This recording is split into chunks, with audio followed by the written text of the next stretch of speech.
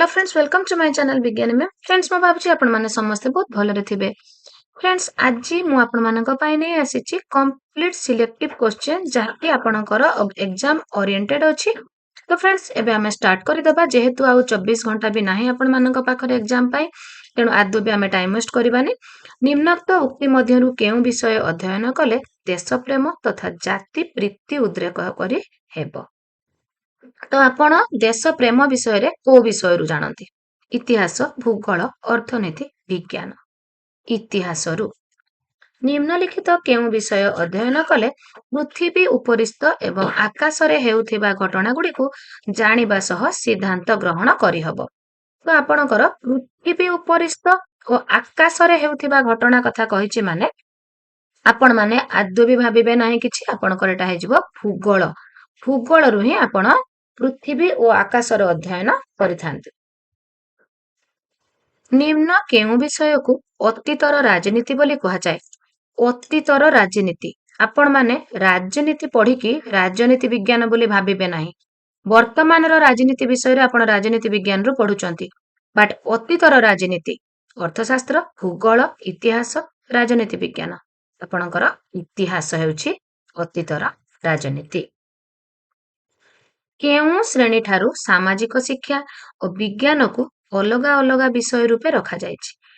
प्रथम द्वितीय रे पिला माने समन्वित पाठ्यपुस्तक रे आपणकर सामाजिक और विज्ञान रे शिक्षा पाउचंती। तृतीय श्रेणी ठारू सामाजिक शिक्षा और विज्ञान को अलगा अलगा विषय रूपे परिवेश बही रे रखा जायछि। तृतीय श्रेणी ठारू आशा करा जाउथिबा तत्कालीन शिक्षण फलाफल को कौन कहा जाए? जहाँ आपणकर तत्कालीन सांगे सांग फलाफलटी आपनको गोटे क्लास रे ही मिल जाए, ताकू आपणकर कौन कहती? साधारण उद्देश्य, शिक्षण लक्ष्य, निर्दिष्ट उद्देश्य केउटी नुहे, ताकू आपणकर कहती निर्दिष्ट उद्देश्य बा स्पेसिफिक ऑब्जेक्टिव।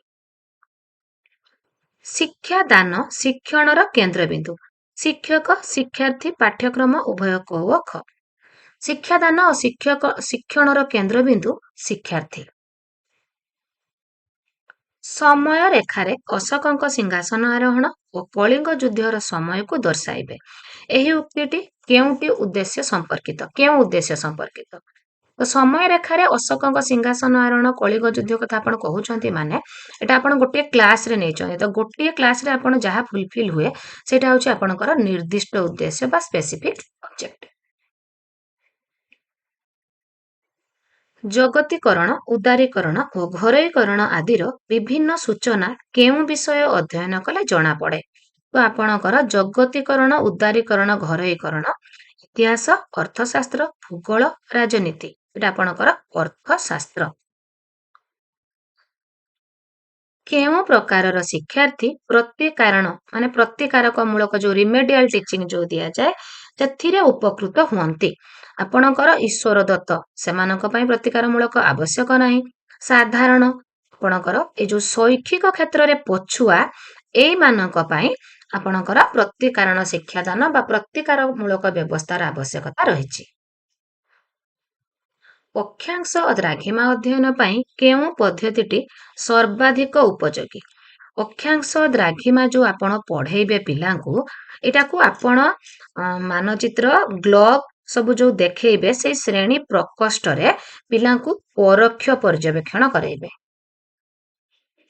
निम्नोक्त मध्यरु केउटी भूगोल शिक्षा रे विशेष भावे व्यवहृत हुए? ग्लोब, मानचित्र और रेखाचित्र, शिक्षा पर्यटन, क्षेत्र परिभ्रमण। तो आपणकर भूगोल रे ग्लोब रो व्यवहार हेले मध्य विशेष व्यवहार हुए मानचित्र और रेखाचित्रर। आंचलिक भूगोल शिक्षा रे केउटी एक मुख्य सहायक सामग्री? तो फ्रेंड, जेहेतु आपणकर इतिहास और अर्थनीति थारु भूगोलर क्वेश्चन अधिक रहिबो, तो सेति पई एई आपणकर क्लास रे मु बेसी भूगोल रिलेटेड क्वेश्चन आपण मानक पई आनिछि। आंचलिक भूगोल शिक्षा रे केउटी एक मुख्य सहायक सामग्री? ग्लोब, आटलास, कलापट, चार्ट। तो आंचलिक भूगोल कथा कहिछि, सेति पई आपणकर हे जिवो आटलास। भूगोल शिक्षादान पद्धति दृष्टि केउटी अन्य तीनोटी ठारू भिन्न? शिक्षा पर्यटन, क्षेत्र परिभ्रमण ପରିଭ୍ରମଣ ଏଗୁଡିକ ସବୁ ଆପଣଙ୍କର ଅନିୟନ୍ତ୍ରିତ ଆପଣଙ୍କର ପର୍ଯ୍ୟବେକ୍ଷଣ ଯାହାକି ଶ୍ରେଣୀ ବାହାରେ ହୁଏ କିନ୍ତୁ ଆପଣଙ୍କର ଶ୍ରେଣୀ ପ୍ରଦର୍ଶନଟି ତିନୋଟି ଠାରୁ ଭିନ୍ନ। କଣ ପାଇଁ ନିମ୍ନୋକ୍ତ ପ୍ରଯତ୍ନ ପ୍ରମାଦ ପଦ୍ଧତି ଅଧିକ ଫଳପ୍ରଦ? ତଥ୍ୟ ସଂଗ୍ରହ ପାଇଁ, ପାଠ ମନେ ରଖିବା ପାଇଁ, ଅନୁସିଦ୍ଧାନ୍ତରେ ପହଞ୍ଚିବା ପାଇଁ, କୌଶଳ ହାସଲ କରିବା ପାଇଁ। ତ ଆପଣଙ୍କର ପାଠ ମନେ ରଖିବା ପାଇଁ। ଜଣେ ଶିକ୍ଷକ ମାନଚିତ୍ର ସାହାଯ୍ୟରେ ଭାରତର ଅବସ୍ଥିତି ବୁଝାଇଲେ। ଏହା ଭୂଗୋଳ ଶିକ୍ଷାଦାନର କେଉଁ ପଦ୍ଧତି? ଭାରତର ଅବସ୍ଥିତି ମାନଚିତ୍ର ସାହାଯ୍ୟରେ ବୁଝାଉଛନ୍ତି। ତ ଏଟା ପରୋକ୍ଷ ପର୍ଯ୍ୟବେକ୍ଷଣ, ପ୍ରତ୍ୟକ୍ଷ ପର୍ଯ୍ୟବେକ୍ଷଣ, ମୁକ୍ତ ପର୍ଯ୍ୟବେକ୍ଷଣ, ସର୍ବେକ୍ଷଣ। ତ ମାନଚିତ୍ର ସାହାଯ୍ୟରେ ବୁଝେଇଲେ ମାନେ ଏଟା ହଉଛି ପରୋକ୍ଷ ପର୍ଯ୍ୟବେକ୍ଷଣ। ନିମ୍ନୋକ୍ତ କେଉଁଟି ଭୂଗୋଳ ଶିକ୍ଷାଦାନରେ ପ୍ରତିରୂପ ପ୍ରସ୍ତୁତିର ବିପରୀତ ଧର୍ମୀ? ପ୍ରତିରୂପ ଆପଣ ଯୋଉ ମଡେଲ ପ୍ରସ୍ତୁତ କରନ୍ତି ସେଥିରେ ଆପଣଙ୍କର ସାଦୃଶ୍ୟ ରହିବ, ଆଗ୍ରହ ଦୀପକ ରହିବ, ପ୍ରାସଙ୍ଗିକତା ରହିବ।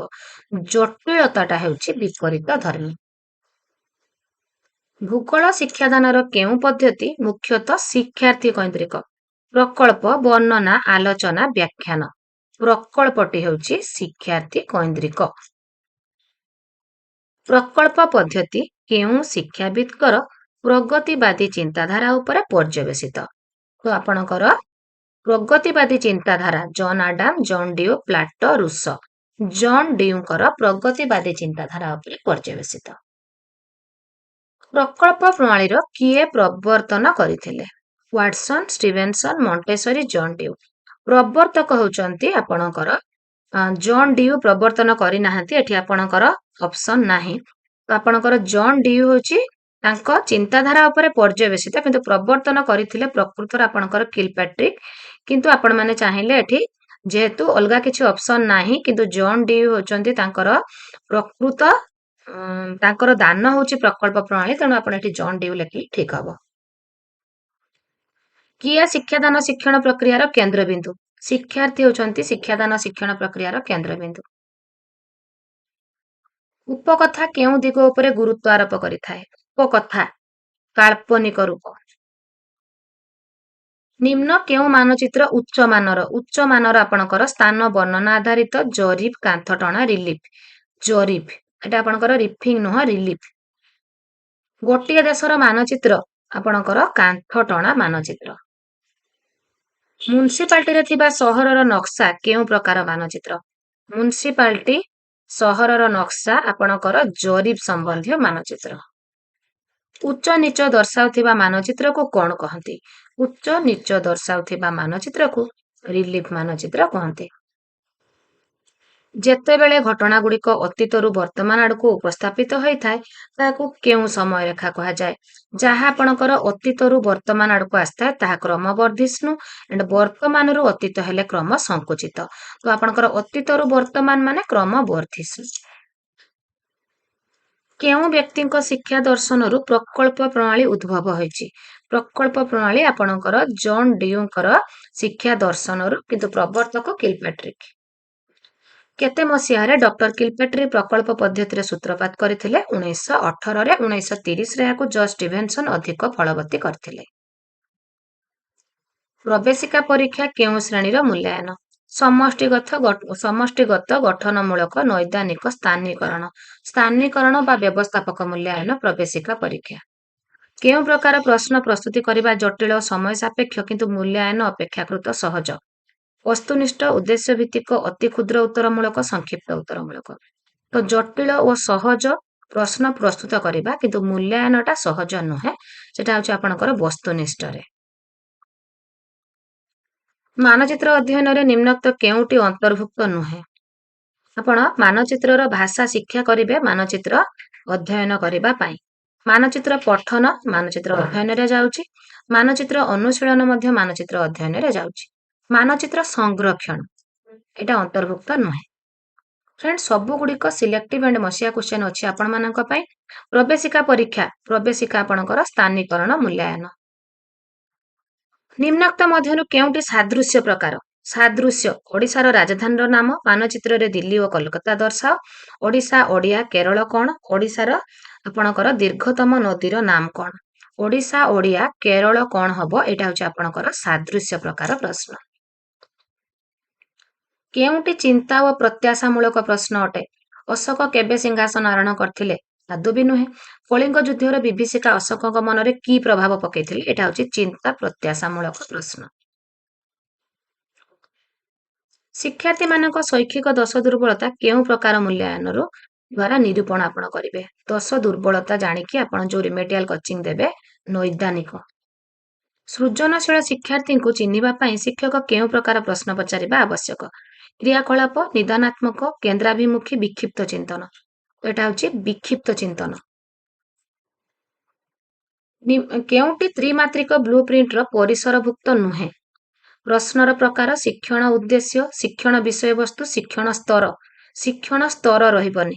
ତ୍ରିମାତ୍ରିକରେ ପ୍ରଶ୍ନର ପ୍ରକାର ରହିବ, ଶିକ୍ଷଣ ଉଦ୍ଦେଶ୍ୟ ରହିବ, ଶିକ୍ଷଣ ବିଷୟବସ୍ତୁ। ତିନିଟି ମନେ ରଖିବେ, ନିଶ୍ଚୟ ଆସିବ ଆପଣଙ୍କର। ଶିକ୍ଷଣ ମାନ ନିର୍ଦ୍ଧାରଣ ନିମନ୍ତେ କେଉଁଟି ଏକ ସାଧନୀ ନୁହେଁ? ଆପଣଙ୍କର ରେଟିଂ ସ୍କେଲ, ଆପଣଙ୍କର ଚେକଲିଷ୍ଟ, ପ୍ରଶ୍ନଗୁଚ୍ଛ ଏଗୁଡିକ ସାଧନୀ, ପରୀକ୍ଷଣ ଗୋଟେ ହଉଛି କୌଶଳ, ତେଣୁ ସାଧନୀ ନୁହେଁ। ବସ୍ତୁନିଷ୍ଠ ପ୍ରଶ୍ନଗୁଡ଼ିକ ମଧ୍ୟରୁ କେଉଁଟି ସବୁଠାରୁ ଉତ୍କୃଷ୍ଟତମ? ମେଳକ, ସମାପନ, ବହୁ ବିକଳ୍ପ, ଦ୍ୱିବିକଳ୍ପ। ଆପଣଙ୍କର ବହୁ ବିକଳ୍ପଟି ସବୁଠାରୁ ଉତ୍କୃଷ୍ଟତମ। ବହୁ ବିକଳ୍ପ ପ୍ରଶ୍ନର ଭୁଲ ବିକଳ୍ପକୁ କଣ କୁହାଯାଏ? ଆପଣ ଓଟିଇଟି ବି ଦେବେ, ବହୁ ବିକଳ୍ପରେ ଦେବେ, ତ ସେଥିରେ ଗୋଟିଏ ଠିକ ଉତ୍ତର ଥାଏ, ଅନ୍ୟ ଗୁଡ଼ିକୁ ତାର ବିକ୍ଷେପକ ବୋଲି କହନ୍ତି। ବିକ୍ଷେପକ, ଭେରି ଭେରି ଇମ୍ପୋର୍ଟାଣ୍ଟ। ଦୁଇଟି ସମ୍ଭାବ୍ୟ ଉତ୍ତର ଥିବା ପ୍ରଶ୍ନକୁ ଦ୍ୱିବିକଳ୍ପ କୁହାଯାଏ। ଦ୍ୱିବିକଳ୍ପ। ତ ଫ୍ରେଣ୍ଡସ୍, ଏଠି ବଛା ବଛା ସିଲେକ୍ଟିଭ କ୍ୱେଶ୍ଚନ ଡିସ୍କସନ କରିଦେଲେ। ଏମିତି ବଛା ବଛା କ୍ୱେଶ୍ଚନ ପାଇଁ ମୋ ଚ୍ୟାନେଲ ସହିତ ଯୋଡ଼ି ହେଇ ରହିବେ। ଆଣ୍ଡ ଯଦି ସବସ୍କ୍ରାଇବ କରିନାହାନ୍ତି ଆଣ୍ଡ ସବସ୍କ୍ରାଇବ କରିଦେଉଛନ୍ତି, ସବୁ ଆପଣଙ୍କର ଆନ୍ସର କି ପ୍ରଥମେ ଆପଣଙ୍କ ପାଖରେ ପହଞ୍ଚିବ। ଆଜି ପାଇଁ ଏତିକି। Take care.